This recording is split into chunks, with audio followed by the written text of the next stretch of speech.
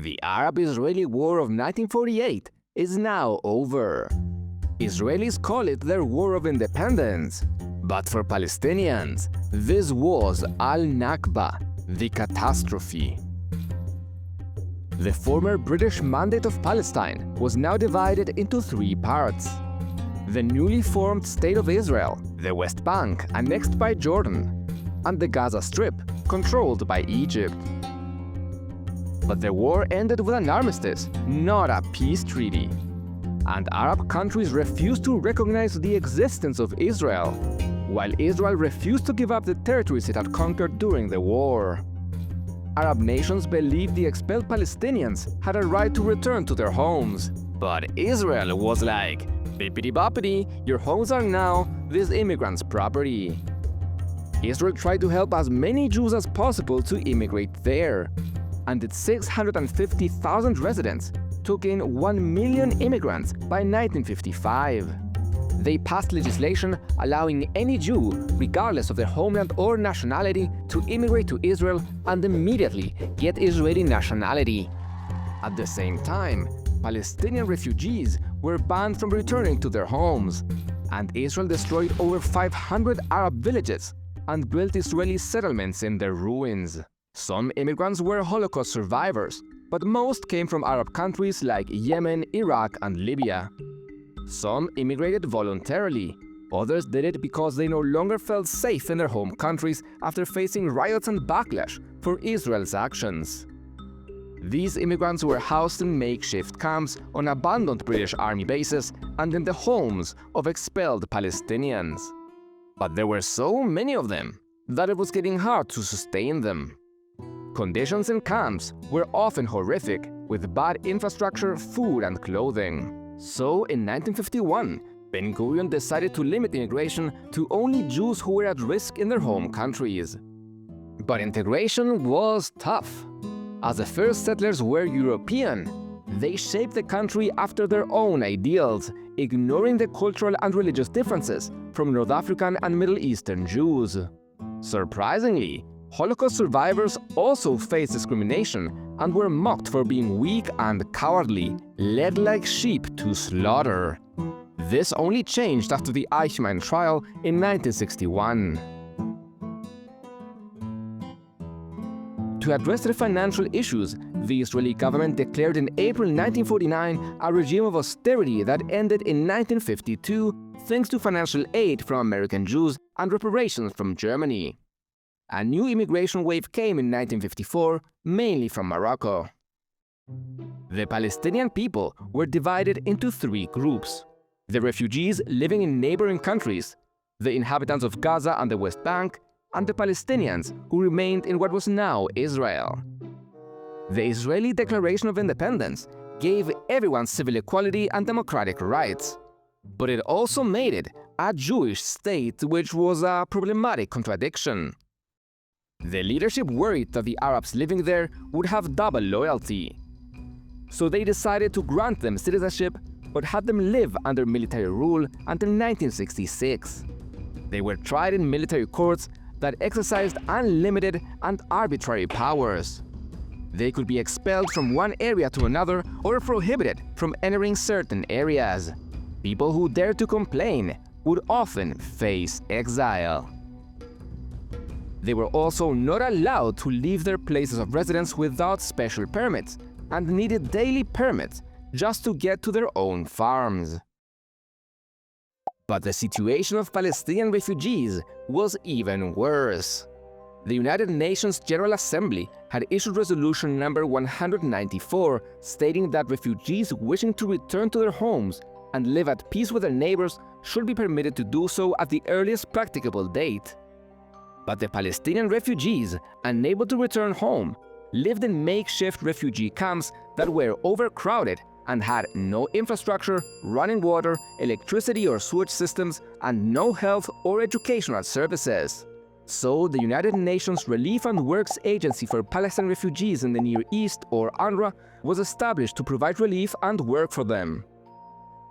750,000 Palestinians lived in these inhumane conditions in utmost deprivation and despair, forced to live off the charity of other nations. Afraid that resettling in other nations would mean they would never return home and would lose their national and cultural identity, they endured these harsh conditions and demanded that Israel follow the UN resolution and allow them to return home. Many Palestinians began to enter Israel illegally to either return home, try to retrieve their belongings, or sometimes steal food. But Israel, worried that the new country was at risk and that the Jews could face a second Holocaust, implemented a shoot-on-sight policy, mined the border, and set up booby traps to stop them. As Israeli historian Benny Morris said, the statistics indicate that in 1954 to 56, the bulk of the infiltrations were still economically and socially motivated. The number of infiltrators crossing the border to kill Israelis or sabotage Israeli targets appears to have been exceedingly small. The vast majority of the infiltrators during the second half of 1948, 1949, and 1950 came unarmed, which would suggest that their purpose was not political terrorist. During 1950 to 51, officials on both sides of the border reported that increasingly, infiltrators were both armed and better organized. It appears the arms were a response to Israel's shoot-to-kill policy along the frontier. Through most of the period, there was a free-fire policy toward infiltrators along the border and just behind the Israeli lines. Soldiers, policemen, and security guards, especially at night, fired at anything that moved. Mines planted in or near fields and irrigation systems and around settlements killed dozens of infiltrators each year. Sometimes, kibbutz guards booby-trapped the bodies of infiltrators so that those who came to retrieve them the following night would also be blown up. As far as I have been able to verify, no Israeli soldier, policeman, or civilian was ever tried for shooting and killing an unarmed Arab infiltrator while the infiltrator was crossing the border. The available documentation suggests that Israeli security forces and civilian guards, under mines and booby traps, killed somewhere between 2,700 and 5,000 Arab infiltrators during 1949 to 1956. The evidence suggests that the vast majority of those killed were unarmed. The overwhelming majority had infiltrated for economic or social reasons. Palestinian infiltrators gradually became more armed and violent and received training from Arab nations, mostly Egypt. They were known as Fedayeen, and a cycle of violence began where Fedayeen would cross into Israel to sabotage or kill, to which Israel would respond with a disproportionate raid or attack on Arab territory, which led to more support for the Fedayeen's cause. The Israeli public demanded that the government take decisive action to stop these incursions. In October 1953, Palestinians threw a hand grenade at a home on the outskirts of Yehud, killing a mother and two of her children. Israel retaliated by sending Unit 101 to the Jordanian village of Kibbia, where some of the attackers were supposedly hiding. They blew up 40 houses and killed 69 villagers. Moshe Sharet, then Minister of Foreign Affairs, condemned the bloodshed in Kibbia. The Kibbia affair had presented us to the entire world as bloodthirsty bandits capable of large-scale slaughter who did not care, evidently, if it led to an outbreak of war. Unit 101 carried out similar attacks against the villages of Budrus and Nahalin, causing Jordan to accuse Israel of violating the armistice agreement. But before we continue, making these videos takes a lot of time and effort. Researching, drafting the script, drawing the characters and environments, and animating the scenes can take months. So keeping this channel running would not be possible without the help of partners like NordVPN. NordVPN allows you to browse safely even on public Wi-Fi. It helps block fake shops and phishing links before they can harm your computer or take your data. Whether you're traveling or just scrolling at home, NordVPN gives you peace of mind that your IP is hidden and that nobody's watching what you do online. If you want to see just how exposed your data is, Just click my link in the description and you will see NordVPN already knows your location, your IP address, your ISP provider, and knows that you are unprotected. If you've been thinking about trying a VPN but never have, this is a great time to start. If you use my link in the description, you will get 73% off and 3 extra months for free. And best of all is that they offer a 30-day money-back guarantee, so you can always change your mind. By trying NordVPN using my link in the description, you're not only protecting your privacy online, but you're also helping me keep this channel going. Now, let's go back to the video. The peace accord at the end of the 1948 war had established demilitarized zones between Israel and Syria.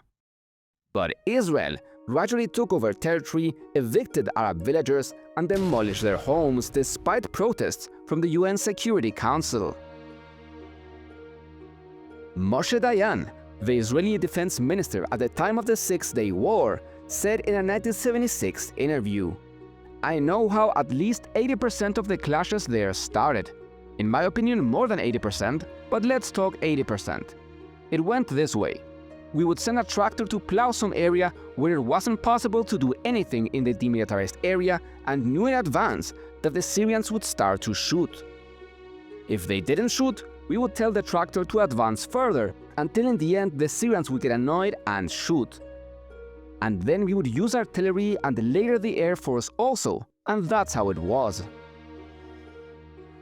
In May 1951, Israel began to build a road to connect its settlements. It passed through the demilitarized zone, which Israel saw as being under its control. But Syria claimed Israel was taking over, so they attacked but were repelled after high Israeli casualties. But the displacement of hundreds of thousands of people, the destruction of the traditional way of life, and the settlement of over 1 million immigrants brought another issue: water. Water was already scarce in the region, but now Israel needed water for its new population. And the main water sources were the River Jordan and its tributaries, which ran across borders between Lebanon, Syria, Israel, and Jordan. In 1951, Israel began to drain Hula Lake, drying up Syrian land, and in 1953 started a project to divert water from the Jordan River basin by the Israeli National Water Carrier to irrigate the Sharon Plain and the Negev Desert. Syria claimed that this was a violation of the Armistice Agreement. So the US led the efforts to produce a Johnston Plan in 1955 to regulate water use, but the Arab nations refused to sign it, as it would require them to recognize the State of Israel. Still, both Israel and Jordan stuck with the plan's terms, at least for now. By 1955, infiltration had evolved into armed raids.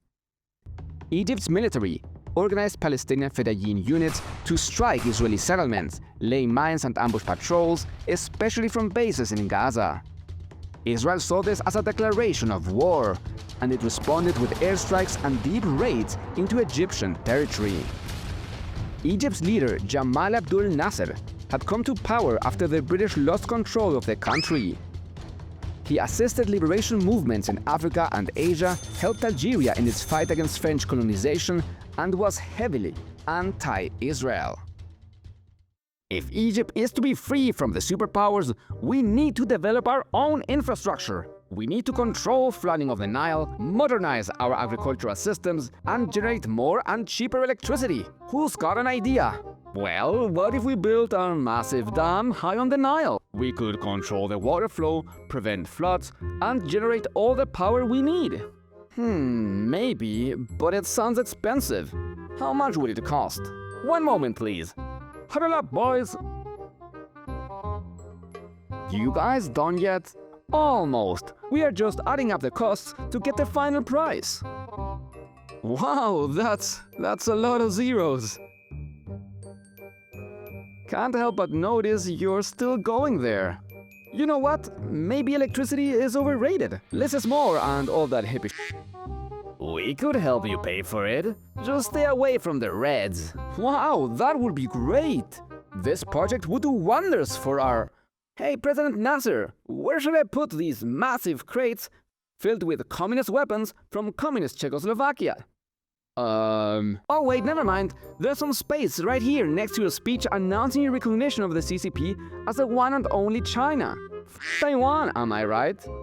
If you like those commies so much, why did you pay for your damn using communism? I don't really like commies either, but you know what? Just to spite you, maybe I will. I'm going to pay for the dam by nationalizing the Suez Canal.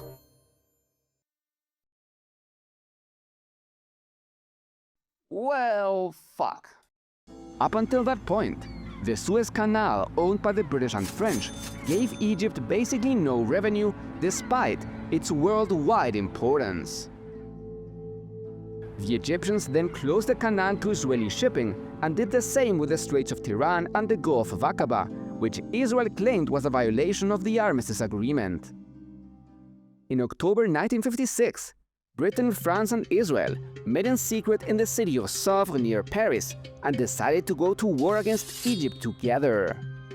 Britain wanted to take revenge on Nasser for nationalizing the Suez Canal, and France wanted payback for Nasser's support for the Algerian Revolution. Israel's goals were to destroy Egyptian military power, expand its territories, and end the guerrilla attacks once and for all. The plan was for Israel to conquer the Sinai Desert and forcefully reopen the Suez Canal. Britain and France would then intervene to separate the combatants and safeguard the canal. But since Egypt would obviously oppose this intervention, it would give them a pretext to take the canal back. Israel then signed an arms deal with France that included modern planes and tanks and received help to begin developing its nuclear weapons. At 5 p.m. on October 29, 1956, 16 Dakota planes dropped 400 Israeli paratroopers near the Middle and Gidi passes, 30 kilometers from the Suez Canal. Fierce battles took place at the Ruafah Dam and at the Rafah Junction.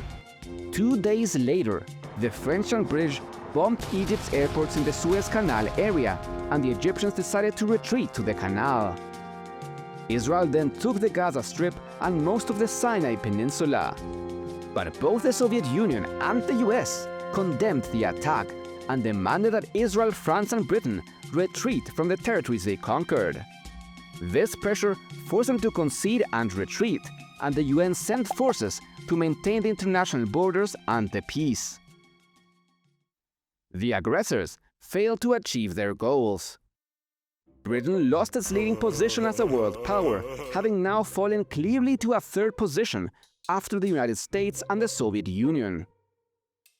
Israel failed to reopen the Suez Canal and could not keep the conquered territories. But it did secure free passage for its ships through the Gulf of Aqaba. Despite Egypt's military defeat, the war boosted Nasser's popularity in Arab and non-aligned countries and highlighted the importance of achieving Arab unity. But just a few hours before the Israeli attack, IDF Brigade Commander Issachar Sharmi ordered Major Shmuel Malinki to declare a 5 p.m. curfew in the area between Kafr Qassam and Taibe. How should we deal with curfew violators? Allah yirhamo. May he rest in peace. Alright guys, anyone violating the curfew is to be shot on sight. How should we deal with women, children and people who are on their way home from working in the fields? Allah yirhamo. They told the Mukhtar of Kafr Qassam that the curfew would begin earlier, so the Mukhtar sent a man to spread the word around the village. But some villagers did not get the news in time, and Israeli forces ended up killing 49 men, women and children. The military imposed a complete ban on newspapers reporting on the massacre and prevented journalists from investigating the village. It was only after pressure from the public and press that the media blackout was partially lifted and trials were held. But despite convictions, every single person was released within a year. Malinki was then promoted and put in charge of the secret Negev Nuclear Research Center, and his lieutenant was placed in charge of Arab affairs in the city of Ramla. Issachar Sharmi claimed before he died that the trial was staged to protect the higher ranks, including Ben-Gurion, from being blamed for the massacre. But in 2022, newly declassified documents revealed that the massacre was part of a secret plan called Operation Hafarperet to expel Arab Israelis from the country. So, after the Suez Crisis, tensions between Israel and Arab nations were higher than ever, and soon it would explode into the Six-Day War.